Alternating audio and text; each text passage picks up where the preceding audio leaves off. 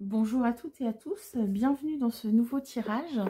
Aujourd'hui, je vais vous proposer un tirage à destination des personnes qui sont en lien d'âme, en lien de flamme jumelle ou tout autre lien très fort en fait. Et je vais vous proposer de commencer avec l'oracle des âmes jumelles.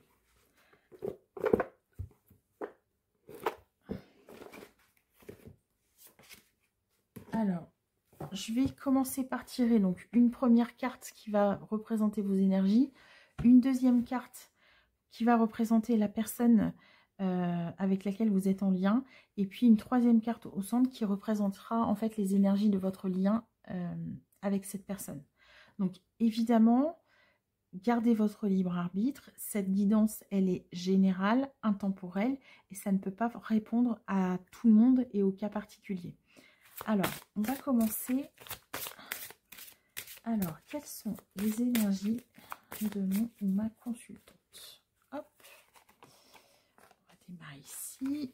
Quelles sont les énergies de la personne avec laquelle elle est en lien d'âme? Hop, et troisième carte, les énergies en lien avec la relation.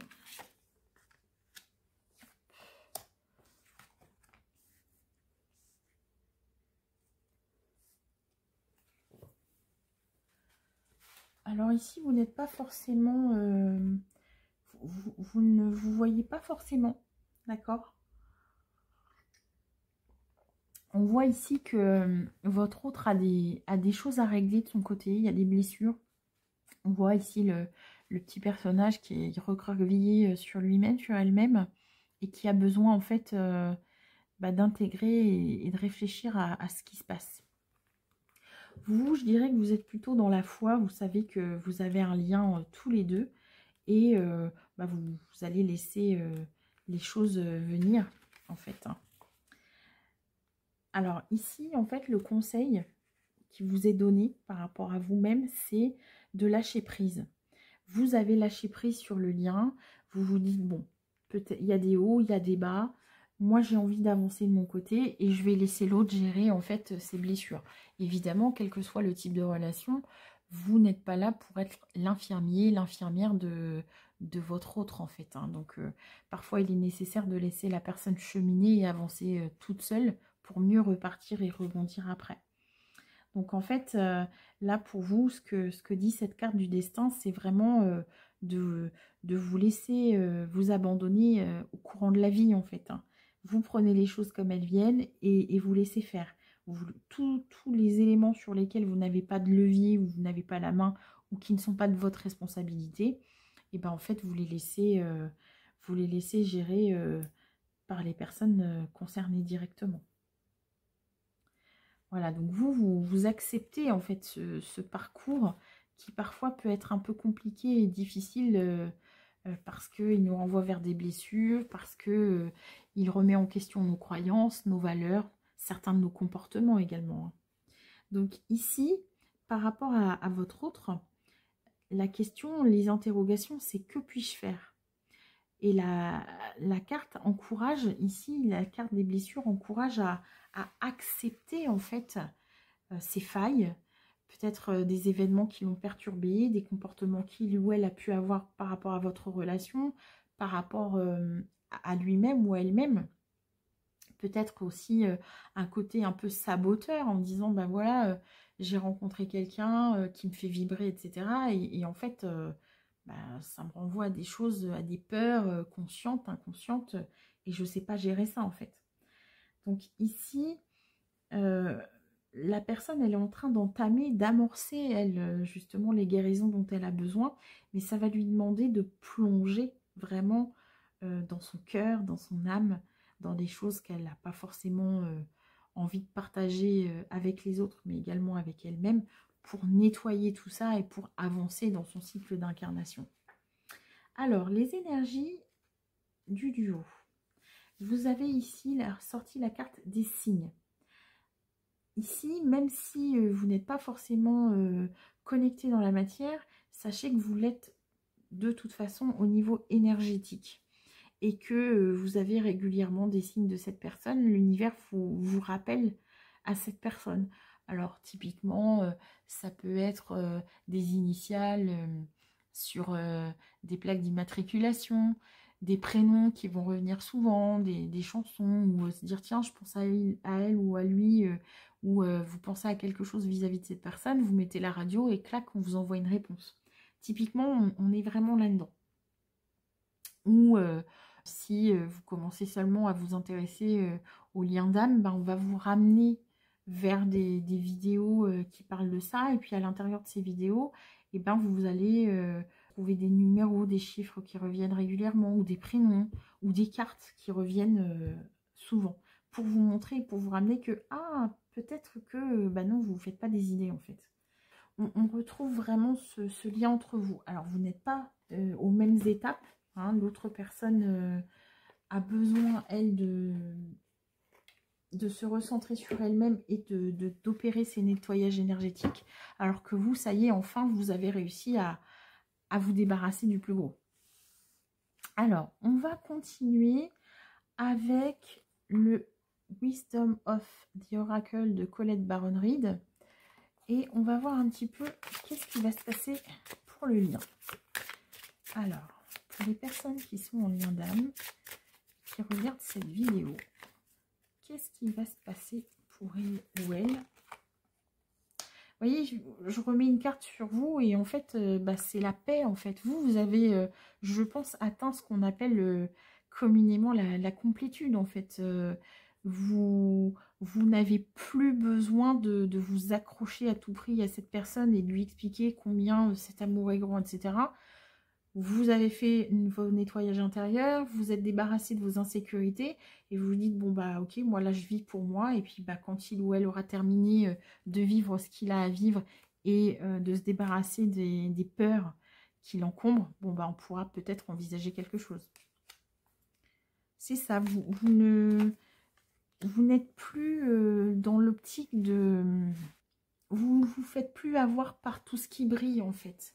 Vous voyez, dans les liens d'âme, souvent on s'attache en se disant ah oui, mais il faut que je m'accroche. Alors je travaille beaucoup sur moi, puis il faut que je m'accroche parce que je veux aller à cette fameuse réunion des flammes jumelles, par exemple. Et puis c'est cette espèce de carotte là qui vous fait avancer, puis qui continue à alimenter le lien, à alimenter les insécurités et qui vous empêche d'avancer. Là, aujourd'hui, on sent que vous avez trouvé votre paix intérieure, que vous êtes capable d'avancer sans vous laisser avoir par vos propres mensonges ou les mensonges de l'autre personne. Vous êtes en capacité de voir l'autre tel qu'il ou elle est vraiment, sans vous faire avoir par vos espérances et vos attentes. On sent que vous êtes débarrassé de ça, en fait. Alors, voilà, vous êtes prêt à aller vers un autre chemin, un autre cheminement. Si l'autre a besoin d'aide, vous saurez lui en apporter, mais il va falloir que cette personne le demande, en fait. Vous voyez, là, on est... l'histoire n'est pas finie, non, l'histoire n'est pas terminée, mais vous êtes quand même capable aujourd'hui de vivre votre vie pour vous-même et par vous-même.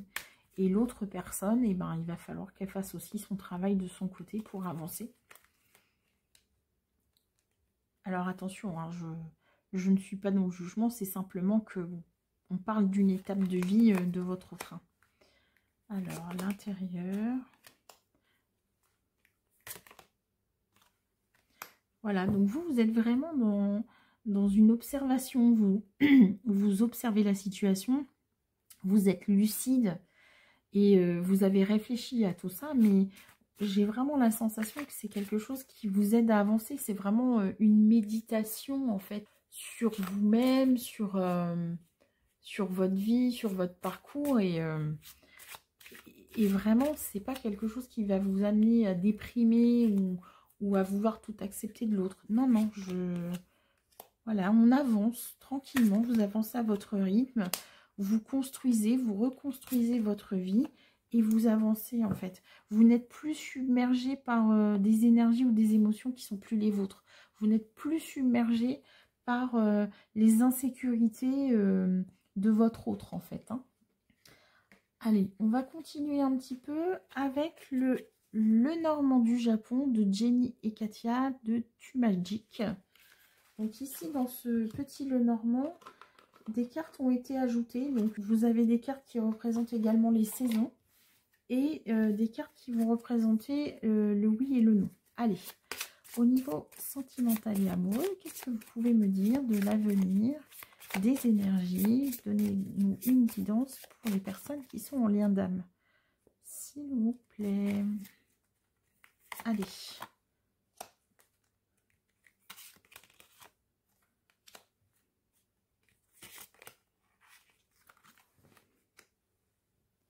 La carte du fardeau, elle retombe toujours en fait sur votre autre. Je pense que cette personne est en train de prendre conscience de ses blessures, des blessures liées à l'enfance. Très souvent, hein, dans les liens d'âmes jumelles, de flammes jumelles, les personnes se rendent compte à un moment donné que leur passé, leur enfance, en fait, a créé des peurs, a créé des difficultés dans leur vie et que il va falloir transcender tout ça pour pouvoir avancer, en fait. Hein. On est souvent concerné par des personnes qui ont un parent toxique, par exemple. Hein. Donc, ça crée une peur de l'abandon, une peur du rejet. Voilà, vous connaissez certainement les 5 blessures de l'âme de Louise Bourbeau, mais dans ce type de lien, c'est vraiment exacerbé, en fait. Hein. Et donc là, cette personne, elle est en train de revivre tout ça.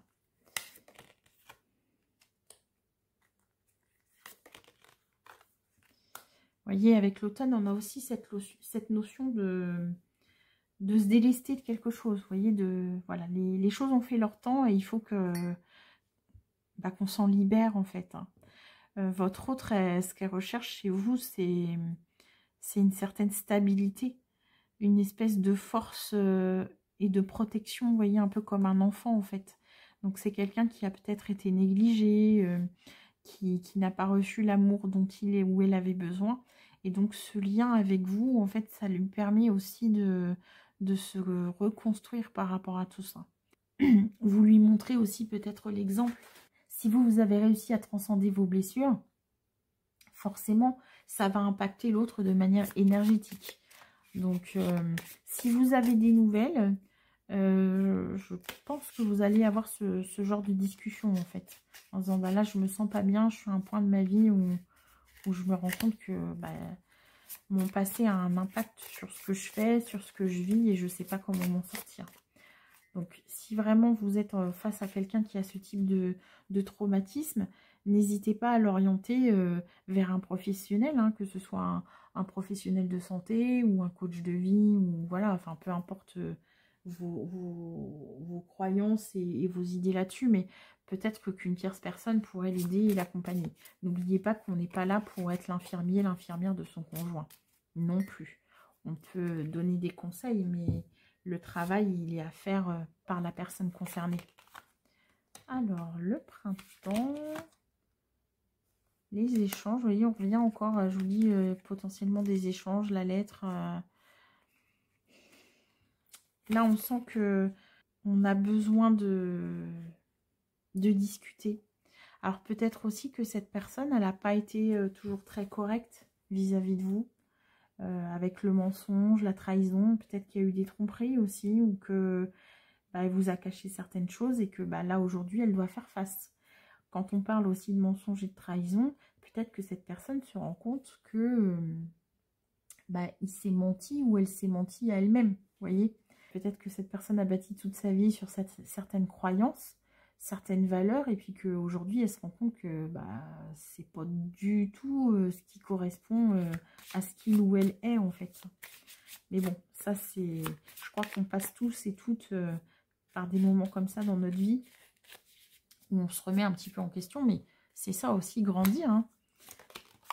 Alors, l'abondance. Et cette personne, elle s'est probablement enfermée dans le travail et pour pas voir les choses.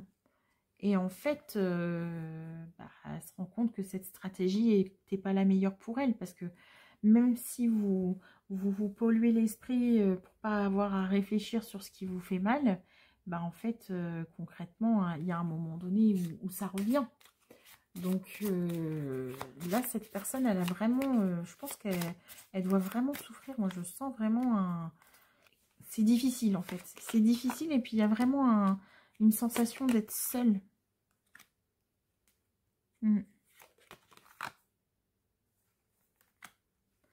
C'est ça, et l'espoir. Mais il y a quand même toujours cet espoir de vous retrouver. Peut-être que votre autre est dans un moment de bad, on va dire, de down, et que la personne va vous contacter pour échanger, etc.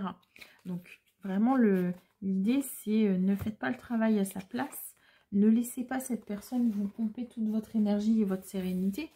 Renvoyez-la aussi vers sa responsabilité en lui disant, bah oui, mais si tu veux que les choses changent, il va falloir que tu agisses. Si tu te sens pas bien, bah peut-être te faire accompagner, te faire aider, hein, parce que il y a des traumatismes qui parfois sont difficiles à surmonter et on en a tous en fait. Hein, donc c'est pas un déshonneur que d'accepter que de se faire aider.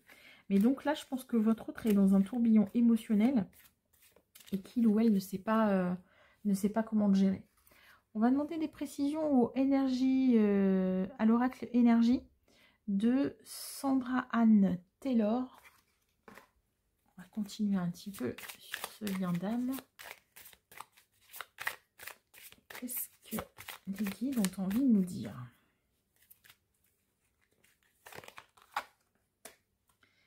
Vous voyez, il y a toujours un peu ce côté ombre et lumière en fait. Hein. Donc là, la personne, elle est en train d'explorer ses ombres et elle se prépare à en sortir. C'est pas facile. Hein. C'est pas facile. Il y a des choses qui l'ont beaucoup blessée et il va falloir être capable de transcender tout ça.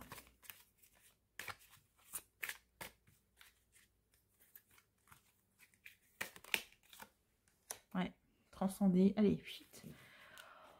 On quitte des situations, on quitte des attachements, on quitte des personnes. Et il y a des peurs en fait, parce que l'autre personne ne sait pas ce qu'elle va trouver derrière. Si elle quitte un confort, peut-être qu'elle va remettre en question des valeurs familiales aussi. Et quand vous avez eu tout un mode de fonctionnement comme ça pendant des années, bah, c'est pas simple de se dire là je me sens pas bien, c'est pas bon pour moi, c'est toxique. Oui, c'est ça. Il faut que cette personne elle apprenne à écouter son cœur en fait. Vous voyez, voilà. Qu'elle apprenne à écouter son cœur pour aller vers son abondance. Toutes les difficultés sentimentales, émotionnelles, matérielles aussi vont vraiment être mises de côté à partir du moment où cette personne va se positionner et va changer des éléments de sa vie. Vous voyez, on parle ici de retrouver un équilibre.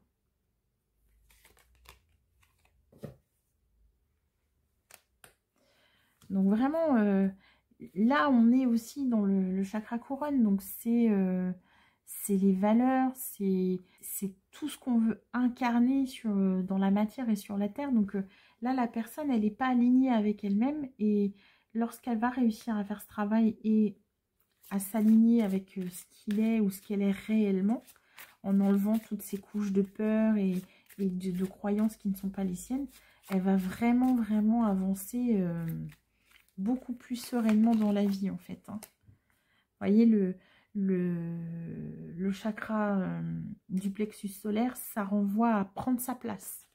Donc là en fait elle va vers ça, vers ces purifications là, vers Métatron, lui il fait le lien entre la terre et le ciel. C'est la clairvoyance, c'est la compréhension.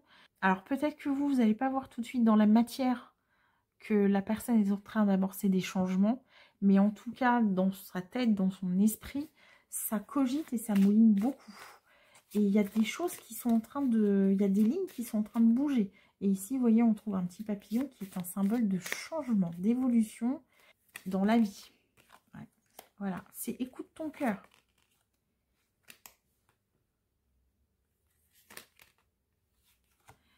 Et je pense qu'il y a aussi une peur du manque à régler. La personne, elle a peur de manquer. C'est ça qui génère du stress. Alors, si cette personne est en couple, se dire, bah, je lâche tout parce que ça ne me plaît pas, ou lâcher un travail parce que c'est pas en adéquation avec son âme, peut-être que ça pourrait aussi causer des pertes financières. Et cette idée-là l'angoisse en fait. Mais on voit que vous êtes entouré, hein, et que il n'y a pas de risque en fait. Vous allez vers l'abondance. Là, on a cette connexion, ce bien-être ensemble. Non, il y a vraiment le... En fait, il faut aller lui faire comprendre et rassurer cette personne, en fait. Hein. Tout à l'heure, on a sorti l'ours avec la force, où je vous disais, il vient chercher de l'énergie, il ou elle vient chercher de bons conseils, etc. Et en fait, le meilleur des conseils à lui donner, c'est de se préparer, de sortir de la peur, en fait. Parce que de toute façon, les décisions qui sont prises, quand on est sous le coup d'une émotion trop forte ou d'une peur ou d'une angoisse, elles sont jamais bonnes, en fait. Puisque c'est une réponse à cette peur. Et si cette personne est capable de transcender tout ça, de passer au-dessus de tout ça, en fait, vous allez trouver ensemble une abondance, parce qu'on sent qu'il y a une connexion, il y a beaucoup d'amour en fait. Hein. Donc là, vous voyez, le dos de deck, c'est le yin et le yang. Donc on parle aujourd'hui d'un tirage en lien avec les liens d'âme. Donc vous voyez ici, on retrouve vraiment l'équilibre. Écoutez mes chers amis, j'espère que ce tirage vous aura éclairé, que vous avez passé un bon moment en ma compagnie. N'oubliez pas de liker, de partager et bien sûr de vous abonner pour recevoir les notifications pour les prochains tirages. Et je vous dis à très bientôt.